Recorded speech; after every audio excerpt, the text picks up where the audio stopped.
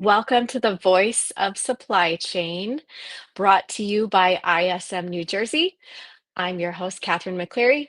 And as always, we're here to tell the personal stories of people in supply chain doing extraordinary things.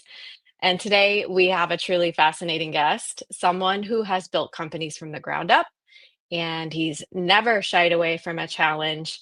He's a lifelong entrepreneur, a big believer in the underdog, and a master at spotting opportunities where others see roadblocks. Please help me welcome CEO of Kodaris, Tony Zakula. Well, thank you very much for that interview. Hopefully, I'll live up to it. I appreciate that.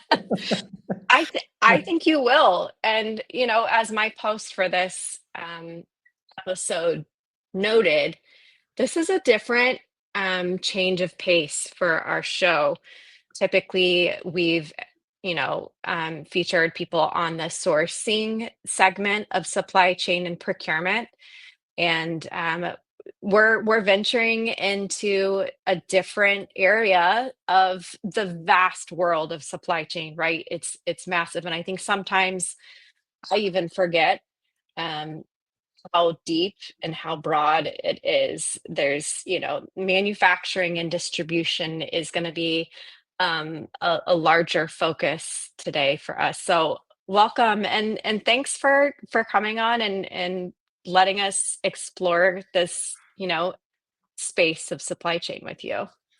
Well, it's something I truly love, and to your point of the vastness of it, it's something that many of us don't realize. I didn't realize till I was working in it, how different, how vast, how many components there are to so many things that we take for granted every single day. And the folks who run the supply chains, manufacturer, distributors, as consumers, we get used to things just being there. But it is the Right. backbone of America, is our manufacturing and distribution. Um, you nailed it. And so before we really get into your career and experience, we are going to talk about you as a person because it is the most interesting part of the voices of supply chain and in my personal opinion. And as we roll through, I just want to remind everybody, please put your questions in the comments. We'll definitely address all of them. And if there's something you're curious about, want to ask Tony, pop him in the chat and we'll cover it. And as you all have come to know and love, I hope, we always start these interviews with our guests telling us real briefly about themselves. Tony, in 3 words, can you describe yourself?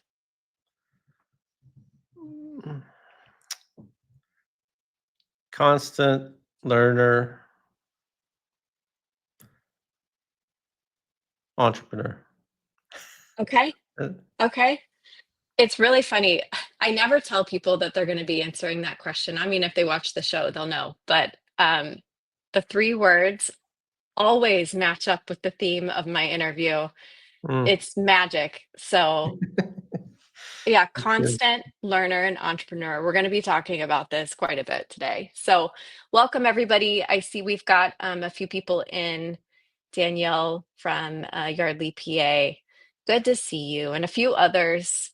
Thanks for showing up. All right. So early life. You grew up in Chicago and then Michigan. Tell me about your childhood. What kind of kid were you? I my mother would call me a doer from the youngest age, always doing something. From At 3 years old, I took apart part of the furnace, started a fire in the basement. I was constantly understanding how things worked. Um, at 8, 9 years old, I started a yard care business. I did that for a few years, iterated.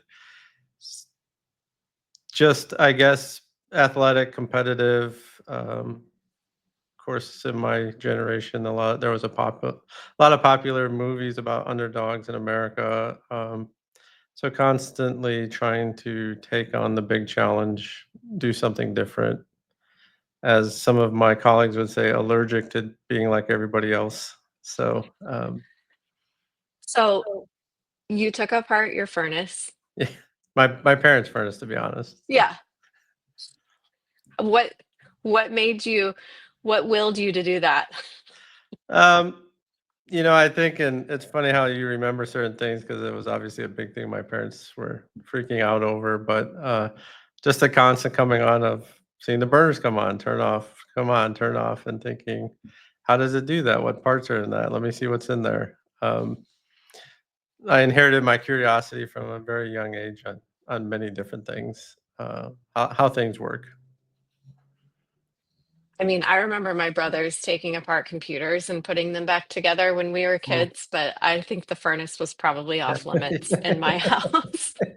Yeah. Uh, And then you started um, a lawn service business. You said age 8 or 9? yeah, I was always looking to make some money. So that was a easy thing. There was a lot of elderly people in the neighborhood raking leaves, mowing lawns. That went well till I accidentally broke somebody's windshield with a tree branch because I decided to start trimming trees. So my parents cut that off. After that happened, they're like, "Okay, that you're done with that." Um, And what were you, age 10, trimming trees? right? Yeah. Well, it's It's just such a stark difference. I can't imagine my children starting a business at that age or really even like age 20. So just getting a picture of you as a child who's naturally curious, ready to make money, and building a business is very unique. I don't know why whether that's in my DNA or whatever. I'm like I said, I'm my constantly wanting to understand how things work. Um, so that's probably just been there since forever, and that just leads to constantly learning. And sometimes to learn, you have to do to learn and experience and understand.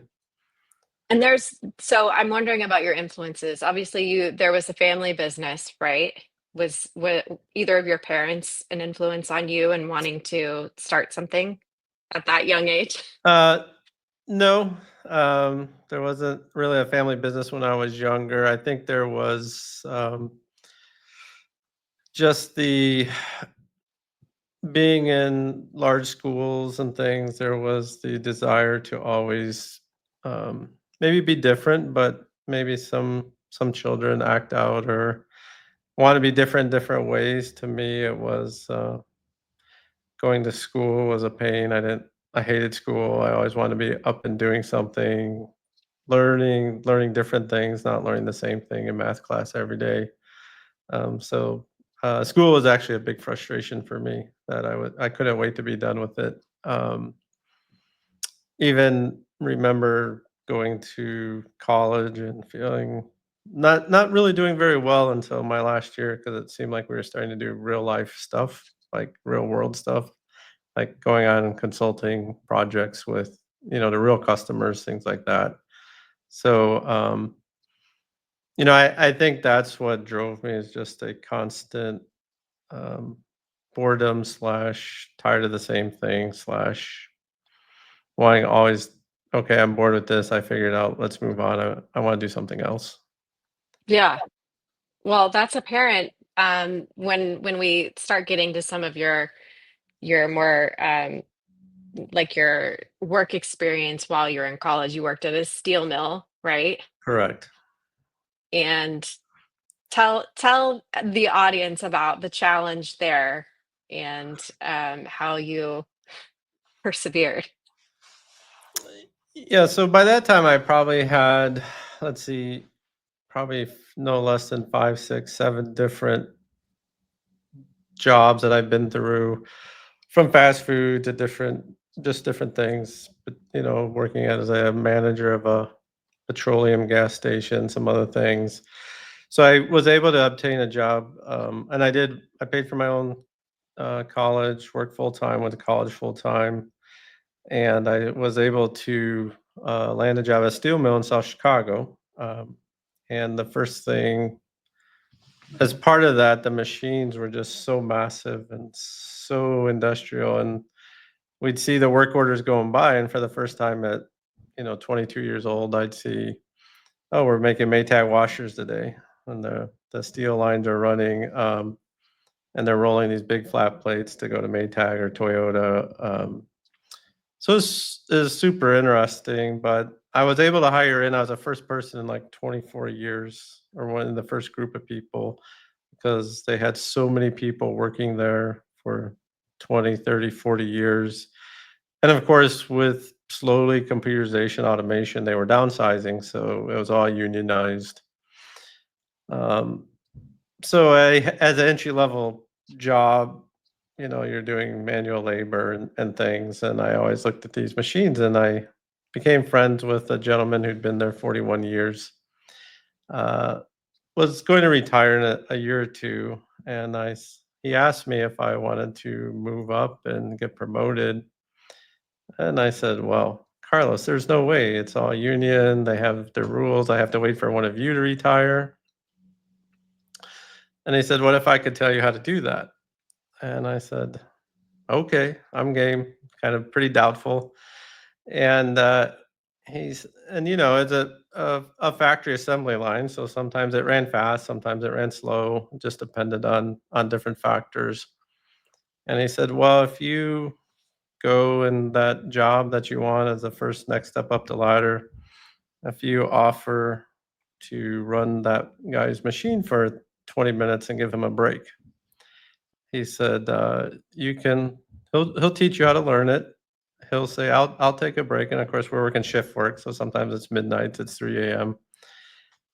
He says, and once the foreman ride by every once in a while, see you working that machine, he said, they'll realize you know how to do it. And when they need someone to keep the line running, uh, they'll they'll let you run it. I was like, all right, this doesn't sound true, but whatever. I'm game for anything. So I went over and I asked the operator, would you show me how to run your machine? If you do, I'll give you a 20-minute break. And sure enough, he said yes. I'm like, okay, this is interesting. So he showed me how to run his machines. And once, as long as he was there, it's totally legal. It's not against rules or anything. Um, so over the course of doing that 2, 3, 4 weeks, which was interesting anyway, to learn to do something different instead of the same thing. I one day they had to run a shift and they were short an operator, which by the way, in those days, it was a long time ago when the line wasn't running, it was, I don't know, something like $2,500 a minute or something was their cost Wow. of. So the foreman rode by and he said, Tony, do you think you can run that machine so we can run? And I said, yeah, I can do it. Worked 8 hours, I was certified. Now when people went on vacation, I was able to run that machine. So, thankful to someone who had been around a long time, probably seen this happen before or observed, was willing to help me because he saw I was ambitious. I actually repeated it for the next position and the next position, and within a year was working one of the top jobs and could really work any. So I went from, again, my age, early 90s, from $13 an hour up to $45 an hour as a 22-year-old, still in college. Was pretty amazing to me. And it taught me a very important lesson, um, watching, learning, watching how the system operates, watching what opportunities there are, watching how you can work with people to create a win-win that benefits both of you, but can also benefit you greatly. Um, it was a really important life lesson that I learned. That's probably helped me throughout life. Just look at things differently and look at things, situations, or how to create that win-win. So wanting to earn money early in life is one thing, and then understanding how between humans, machines work, rules, a win-win that you can learn to help others because they certainly didn't mind the break, but also help yourself by helping them. It was something that I've carried through my entire life, and obviously is in my memory as an important turning life in my understanding of human culture, nature, everything about workplace dynamics and business dynamics.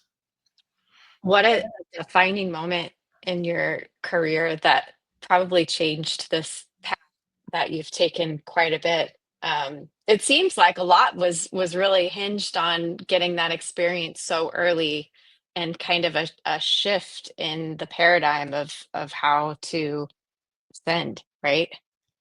Exactly. How to, and I thought, how did he learn that, right? And he learned it by watching, and he was very smart. But it also by watching and then understanding what happens when something happens and a cause and effect, right? And what's valuable to certain people, like obviously keeping the line running is very valuable to the corporation. Having structures important to the union, but the business has to be there for the union. Just so many factors that he helped me put together and teach me, and then I didn't necessarily believe it. And he says, "Well, if you want it, I'm telling you this is going to work. Go try it." Right, and then having that trust and saying it's something I also carry of and through life, but now especially in my own company is giving people opportunity who want it, who just don't know how to get it, don't know how to go after it. Kind of that passing it on to those who, because I was willing, just didn't know how. Um, it was also a powerful thing that I hope I've passed on to many, many people and continue to pass on. Um, I'm sure that you are because it seems like it's really well ingrained in how you operate, and we'll get through more of your work experience. It's an interesting path, but I'm really curious now. Do you think that your time at the steel mill and seeing where materials are sourced for larger manufacturing options or projects and companies, do you feel like that experience has helped you better understand your customers in the manufacturing and distributor spaces? Absolutely. I think one of the things that, and we mentioned it, constant learning, learning how, let's say, a fast food restaurant operates, right? How do you get the same experience in McDonald's in California as you do in New York? How do you get the same product out? To then going to industrial manufacturing and saying, I have a washer sitting in my laundry room. Wow, that thing started as raw iron ore somewhere. They machined it, they built it, they brought all the screws, the fasteners, then it was assembled on assembly line, then it was shipped to a distributor, then it was, put in a retailer, and then I went and decided to buy it and hauled it home. Like that whole long thing, you realize all of our products start from just these raw materials. And for most of us, and for me until that time, is so underappreciated that entire process. And then you start to think, so how did that start? How the economy is so big and the manufacturing and distribution is so large. How does an entrepreneur figure out one little tiny piece in that they're going to be of service to contribute to that piece that goes all the way through and make his living? It's mind-boggling the economy and how big it is and how vast it is and how many things have to work together for our daily lives in our modern society. So it not only showed me, and then you take that to a fast food restaurant, and the farm starts at the farm, and then it's grown, processed, refined, put into French fries, delivered, froze, cooked. Right? It's those processes are so extensive, and happen at such scale that we just take for granted every single day. It's a real, and then the economics of it. Everybody has to make their money along the way. Everybody needs to pay their employees. It's endless what you can learn about different pieces of supply chain. Yeah. And for those of us that are joining in the last few minutes, hi Evan, great to see you. Dennis, Holly, Kasia, thank you for tuning in today. We are taking a different approach to the conversation in supply chain. Tony has a very different perspective, and shifting gears a little bit, looking at manufacturing and distributing as the segment of supply chain, which I'm sure if, and Kathy mentioned that there are students tuning in today. I'm sure that's part of what you're learning about as well. And so again, welcome everybody. We're learning so much about Tony. And I have one more question kind of within this segment before we move on to the next. I might know the answer to this, but I feel like I would love to know from you, like, was there a defining moment? Was it at the steel mill? Was it later on when you were with your family business or after where you realized I think differently than most people, or I want to carve my own path? That's a Well, I'm trying to think of one moment. I think um, I think once I left the steel mill, which by the way, I would say that some of the gentlemen who I love dearly, and I worked there maybe 3 years, and then when I graduated college, they said, "Kid, you'll never leave. The money's too good. That there's just you're making so much money. You're gonna make a great living. People come and they never leave." And I looked at them and I said, "Watch me, because tomorrow's my last day." And no job. I think I took a 80% pay cut when I took my next opportunity, but I knew that I didn't want to do that my whole life. That I wanted to do something, obviously in IT where I'm at, and I didn't want to do the same thing for 40 years like many of them. And it was a great living. I knew many wonderful people who reared the children, had good lives. But I think that being an entrepreneur, loving to learn, I loved every minute of it. I love the huge machines. I love seeing how things work, but it never staying in one spot, and then also the whole big world to go out to and learn and define and build. Um, that was probably a defining moment that I said, and at that point, and it worked out. And at that point, I said, you can pursue what you want to pursue if you're willing to, if you don't have undue burden tying you down, undue responsibilities, and you're in a position and you keep yourself in a position to pursue what you want to pursue, you can do things that you're going to love to do.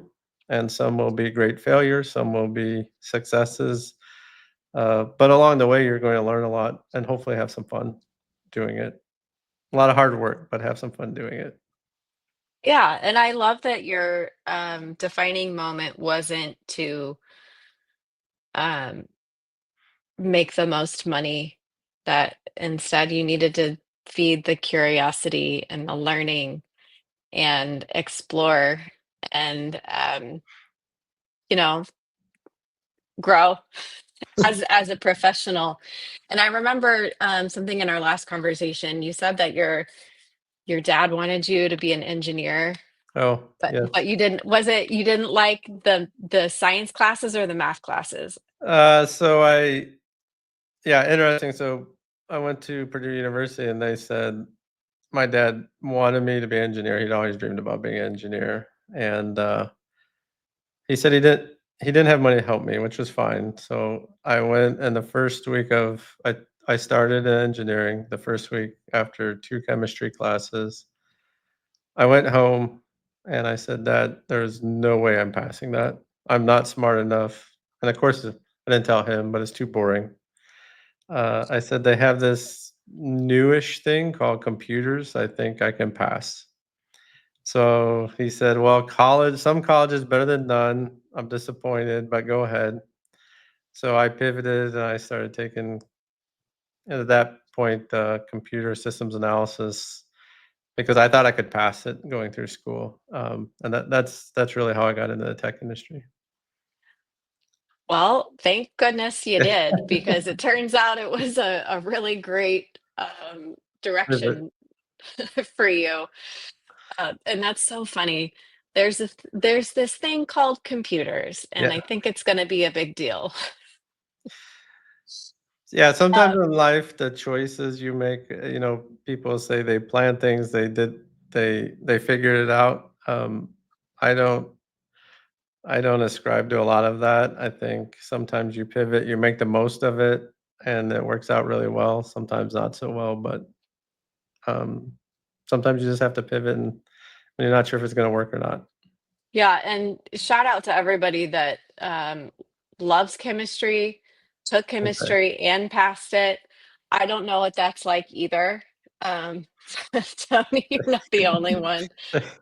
But for those of Yeah, you that made it through the science courses in college, you guys are on another level.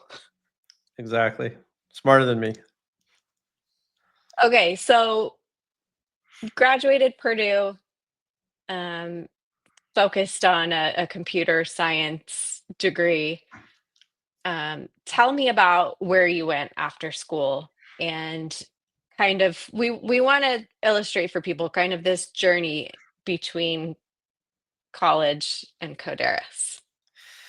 Absolutely. So I went, and my plan was to go to Colorado or California because that's where the tech scene was.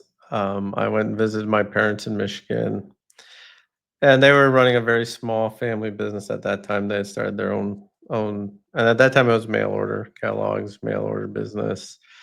I I didn't have anything to do, so I said I could help you for a month. They had some, they were growing a little bit. They had some, they needed to grow, and so I stayed for, said I'd stay for a month or two. Um, I did, and then I met my wife, which hence why I never left Michigan was one big Okay. reason.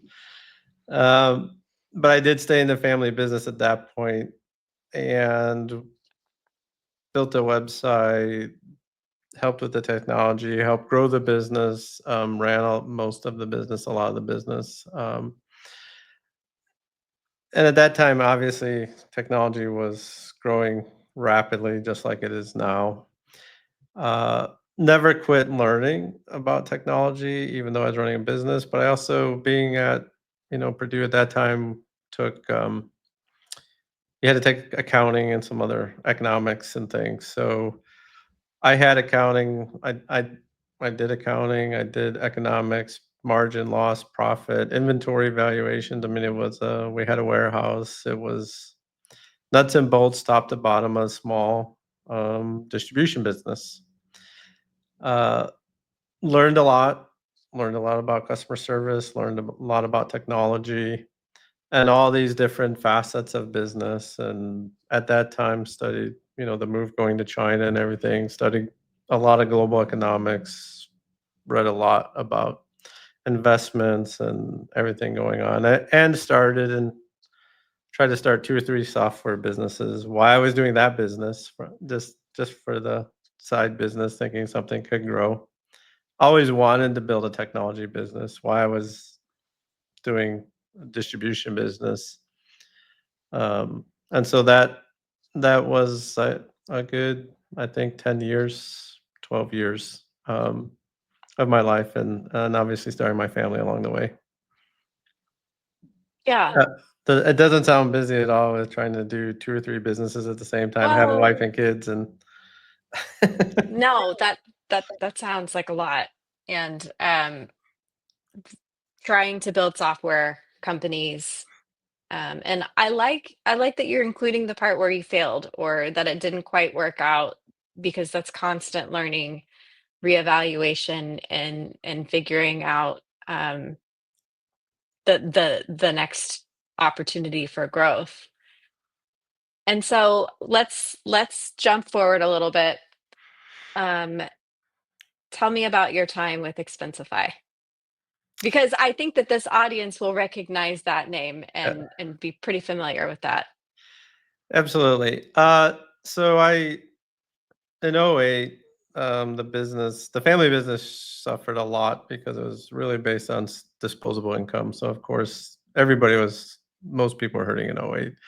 So I decided to leave the family business, and I started consulting, and I had a couple customers that I was doing development work for. Went back into technology, and I responded to open source email list. Somebody's looking for a Java developer that could port the Java JVM to run on BlackBerry phones at that time. If anybody remembers what those were, uh, it happened to be Expensify, and I said I think I could do that. I'm a Java developer, so I took that on. Took me a few months. Then I probably consulted for them for a year, just doing development work, and at that point, probably '09 or '10, I said, I have way too many customers. I'm a one-man show. I'm working 90 hours a week. I can't keep doing this." So I let them know I would no longer be working for them in 30 days. And David emailed me and said, "Look, we love your work. We want to keep working together." And I said, "Well, and he said, "What if we offered you a full-time position?" And I said, "I don't There's only one way I'd come and work for someone, because at that point, I most of my life I've worked for myself or my own success or failures happening." And I said, "And that's to learn about Silicon Valley and how software companies are made, built, funded." I said, "Because I've had some failures, I want to learn, but I'd just be using you to learn technology and how Silicon Valley operates." And he said, "No problem. We're good with that." So, uh, so I took a full-time position at Expensify. Never moved there, but spent a lot of time, 2 weeks a month in San Francisco. Early on, I think I was employee number 5 or 6.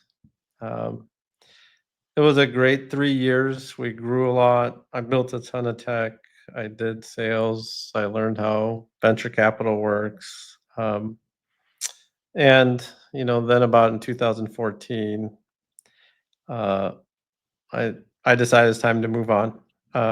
We had really grown a ton, and I had got what I was there for, and the business was changing, so I was ready to move on. But it was a great experience. I worked in mobile. I worked in banking integrations. I worked in across everything. And didn't you, weren't you CFO at a I certain point? was we.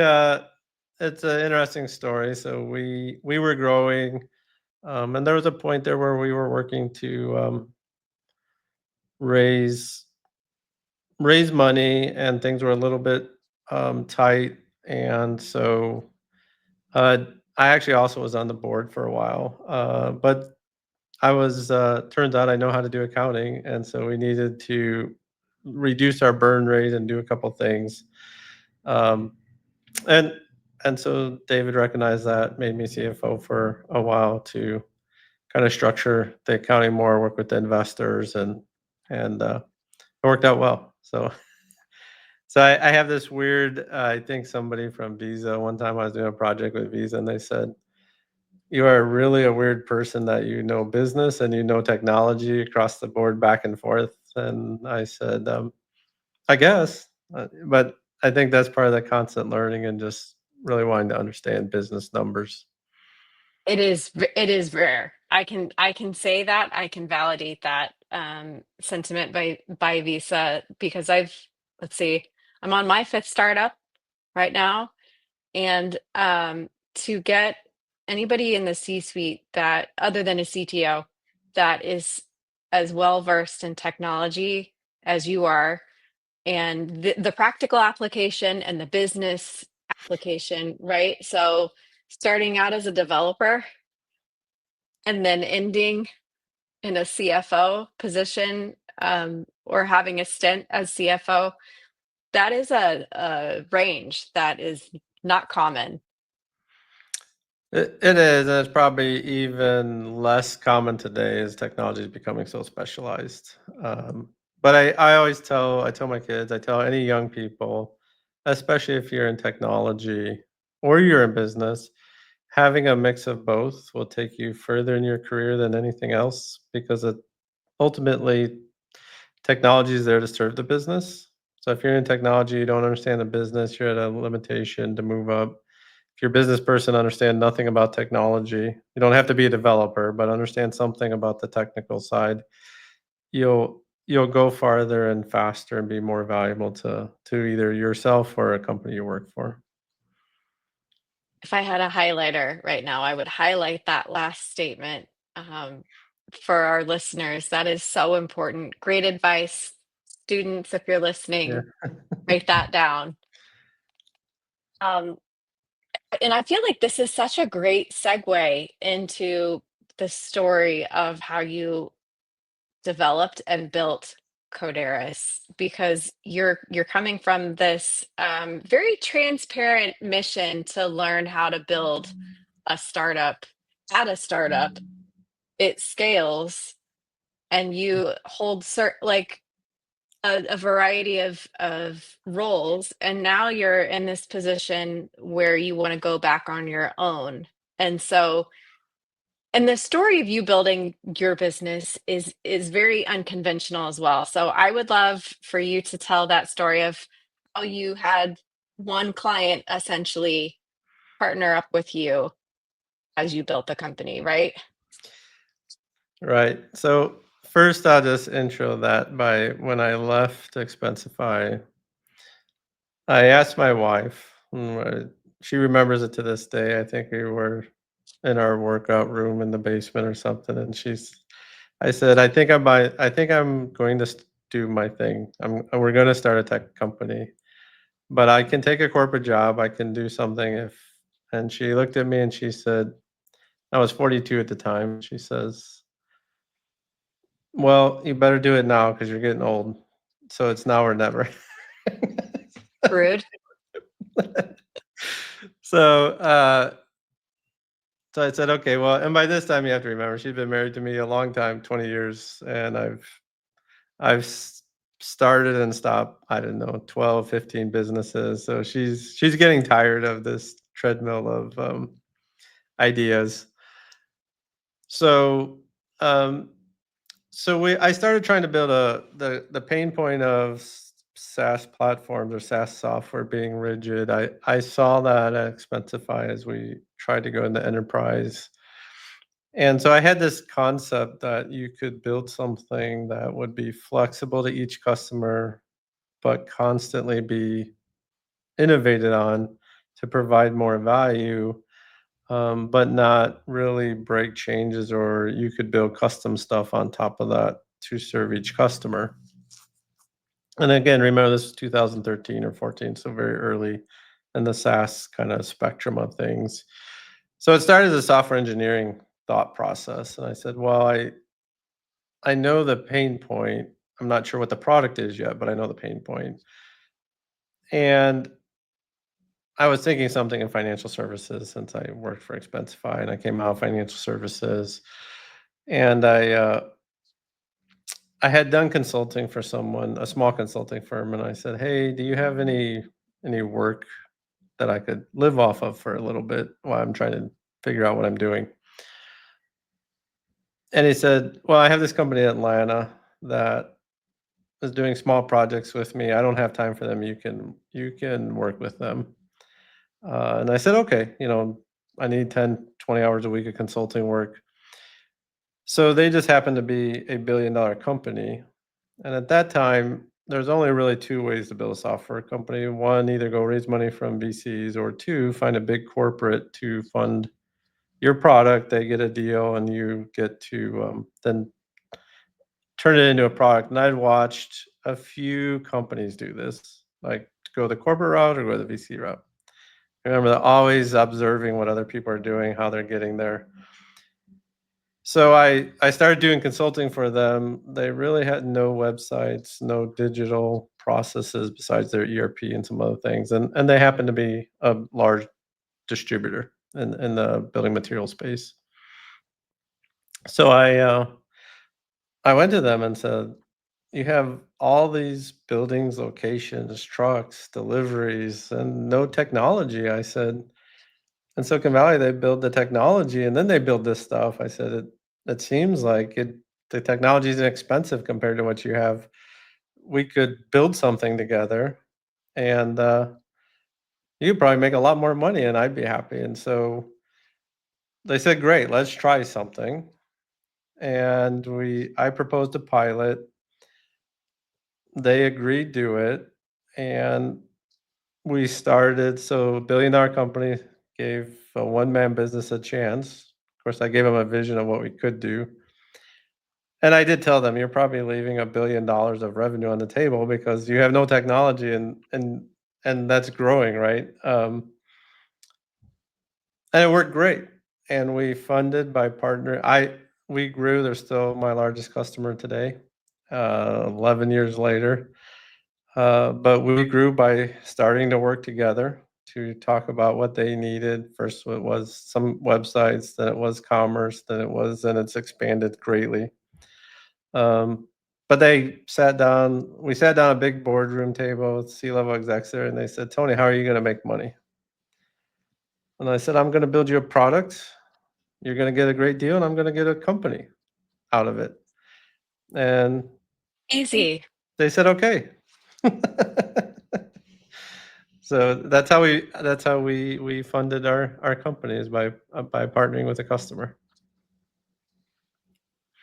And that is so unconventional, like you said, because they a lot of times I've met some founders that experienced a challenge in the field and then wanted to create a company that solved that problem, right? I do come across that a lot.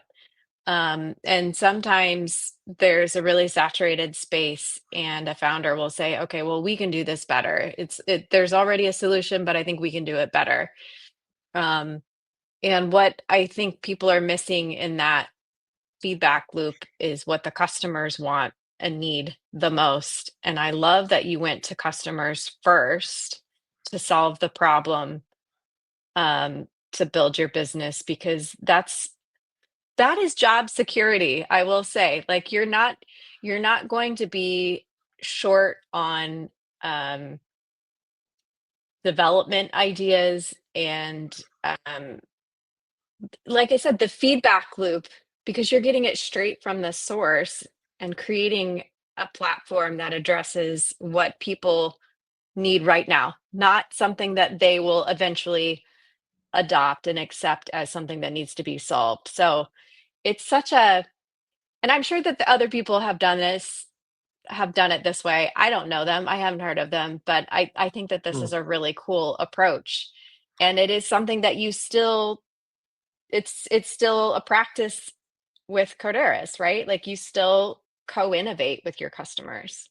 Uh, Absolutely. I think one of the things, and just for the audience, it was challenging because they decided it worked so well. They preferred I just work for them for several years. Um, it took us 5, 7 years to productize, to be able to offer something. It could have been faster if we took a different route.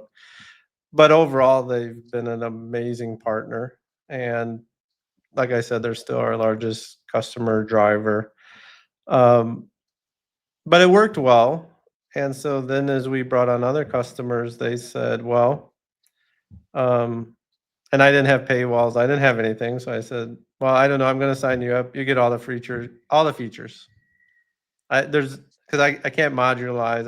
I don't have any of that. So I'm just going to charge you a flat rate. You get all the features. And we did that with 3, 4, 5 customers. People said, you really need to start focusing more and figure out how to extract value. And I said, well, the pipeline of development from customers is coming so fast that I don't have time, I'm scaling to meet that because the customers are buying and they want more. So it became for a few years just by accident. We give all features free to everybody who's on the platform because we don't really create a lot of paywalls or anything, which is fine because we don't have to meet growth curves or anything because we're again self-funded.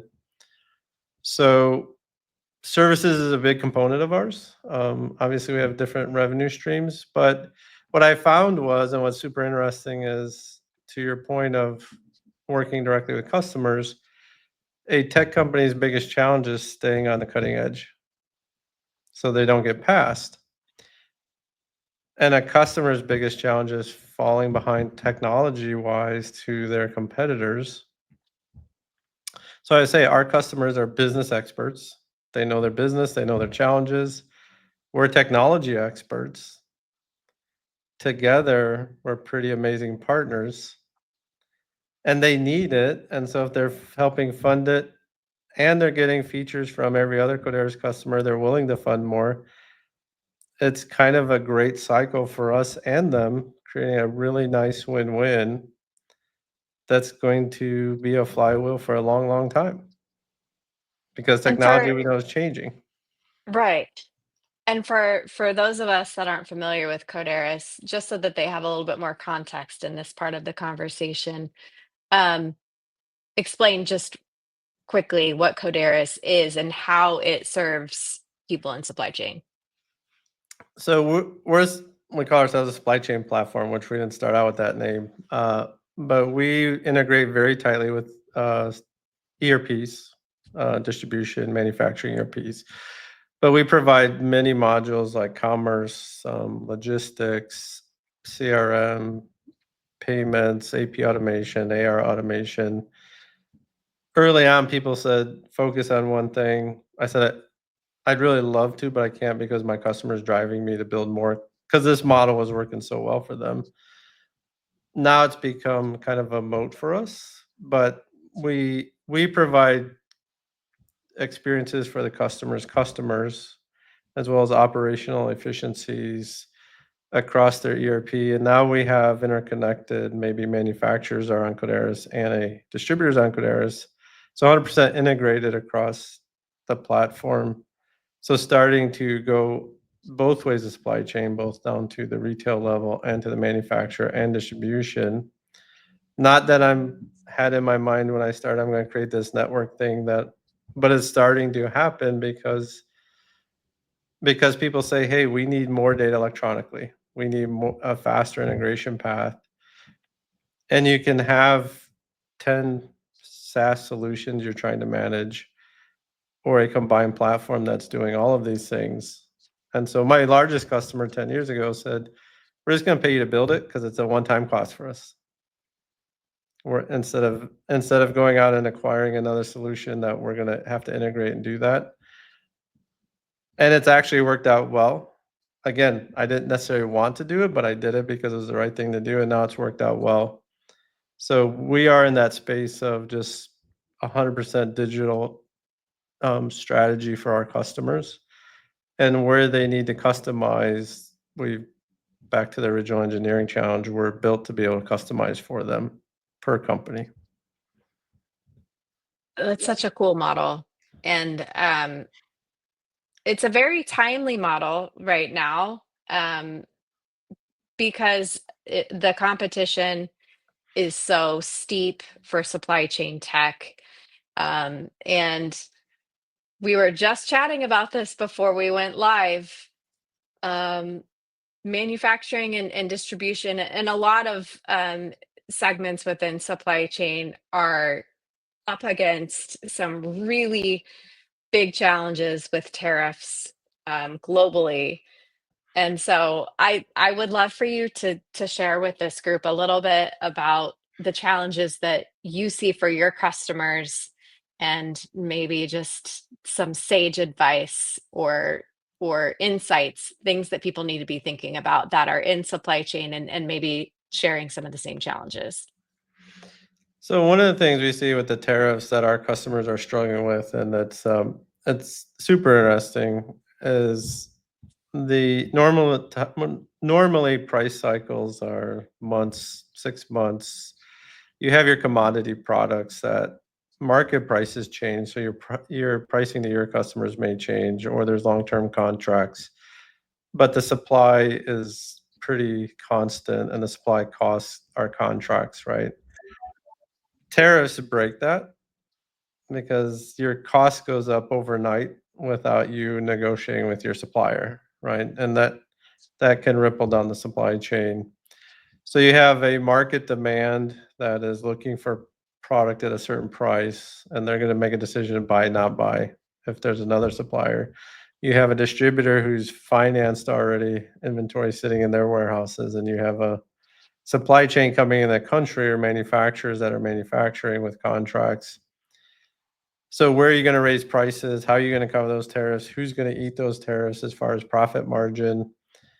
And so if you have, let's say, a million SKUs in your warehouses, and all of a sudden you need to raise price on 40% of those every 5 days because tariffs are on, tariffs are off. This is happening. Which are you raising the prices on? How much? Which percentage? Where do you cover partial and not pass it on too much?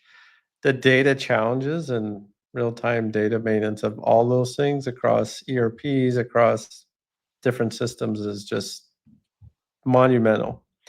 And then if you could run and say in 30 days there's a tariff, let's run some analysis and price margins scenarios, right?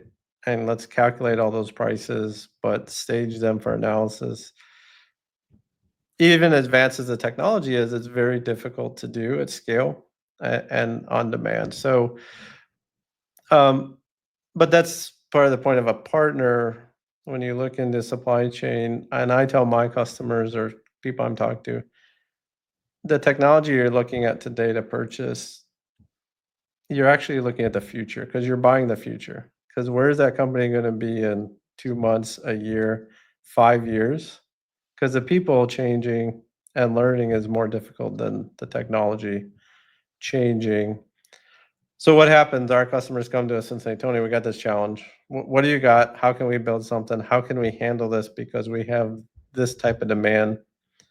And our software, we've built an engineering culture where we release every 7 days. But that's to respond to the demands of our customers and their business challenges, hopefully changing as fast as they're changing or giving them tools to do that. And so one piece of advice for people looking at technology and supply chain space is think about the next year, 3 years, 5 years. And for folks in supply chain and trying to manage this data and do those things, ask questions, ask run some scenarios, how would I do these things? And for tech entrepreneurs, and every time there's change in the market or distributors or manufacturers, there's always some opportunity because there's a new pain point. There's a new crack that you can think about, turn this upside down, right? And say, are we thinking about pricing wrong? Are we thinking about costs wrong? How can we do this differently to survive in this new normal and actually excel where other people may not be able to survive, right? Did we all of a sudden get a competitive advantage? And I always tell my team, and I've seen in tech, you've probably seen it. If you're in the game and you're there and some drastic change happens, um, there's opportunity. And sometimes you just happen to be there at the right time. I remember I was already had left, but I remember Expensify sales went up quite a bit when SAP bought Concur. Because all of a sudden, small business needed someplace to go, right? Yeah. And you couldn't build it from the ground up and say, I'm going to take advantage of that. But you happen to be there and be a expense reporting tool in the small business space. All of a sudden, by accident, you've got a bunch of customers because a market event happened. And I'm always looking for those. Is there a market event here that all of a sudden some people become more appealing? Well, you know what? Um, if you're, which I'm sure you are thinking about this right now on the topic of tariffs and price adjustments versus cost adjustments. Maybe this is a problem that you can solve, and that, this could be one more thing that you offer your customers at What Kodaris. one of the interesting things about that is we do have a project going with 7 customers at the same time right now, coming together to plan how to deal with this and build tools together to help the Kodaris community, who's everybody's on the platform, work through. From best case scenario, it's not just one customer now, it's we've committed to this cycle of innovation we've talked about to our customers because they wanna know, is it gonna be there long term? So we formally committed to it. We have an innovation group, and we have customers who come together and plan big features with us because they're the ones with the business challenges. And so it's really exciting. It's really cool to be a software engineer and be getting, as you said, direct customer feedback, not only from your product, but coming to you and say, I want to help you plan your product to make sure I can run my business. And when you have large corporations and mid-market businesses coming to do that, it just as wanting to build things, it's pretty cool to fund your product that way and have fun with your customers doing it. Yeah, and the value of your project turns up a few notches every time you're co-innovating with Right. your customers. That's so cool. Well, okay, you know what? We'll consider the seed planted for the next big idea, and we'll look forward to seeing that launch in 2026 from It'll him. happen. Well, speaking of, in our last few minutes, um, is there anything that you'd like to share about Coderis that's coming out this year that is exciting? Anything in the pipe that is worth a mention? Well, there's a lot in the pipe. I think some of the exciting things we're seeing is our growth trend is definitely accelerating. We're also a fintech company, so we do process payments, we sell payments, both AR, AP. So that has been in the works for a few years, and we've been doing that for a few years, but now we're getting fully integrated into ERPs and other things. So I'm returning to my roots a little bit of the financial side of things. So to me, that's exciting. It's been a little bit of a journey self-funding that, but it's exciting. Along with, we do a lot of commerce, we do a lot of pricing, costing. Some of the things we're working on, like real-time pricing adjustments, real-time cost adjustments. Can through AI tooling, rule engines and things, take some of the work out so those prices are adjusting themselves rather than humans having to look at the analysis and adjust pricing. I think it's a great time to be in automation and and looking at businesses at scale and working with them to automate not just processes, but some of the analysis and things so humans are dealing with exceptions. So latter half of this year, we expect to have a lot of tooling out around that. Obviously, we're working with customers now and beta testing things, but I'd say look for that latter half this year. Yeah, more to come, everybody. So keep your eyes peeled. And if you haven't already, please give Tony a follow on LinkedIn so you can stay tuned to the cool things he's doing with the great people of Coderis. And I want to say thank you for sharing your story, all of the ins and outs. I think you've been an interesting addition to our conversation here. So appreciate you today. Well, thank you so much for having me, letting me share. I truly think I'm a boring guy, but thanks for letting me share and thanks for listening and having me on.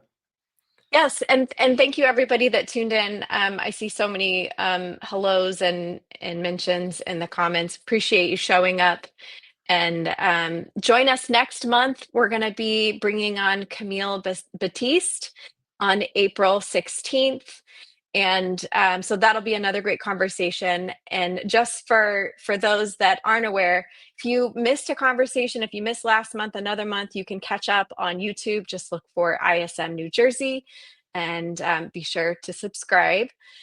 And as always, a huge shout out to Kathy Perna. Thank you for helping me make this show possible. All right, great show, everyone. Thank you so much, Tony. And I'll see you guys next time.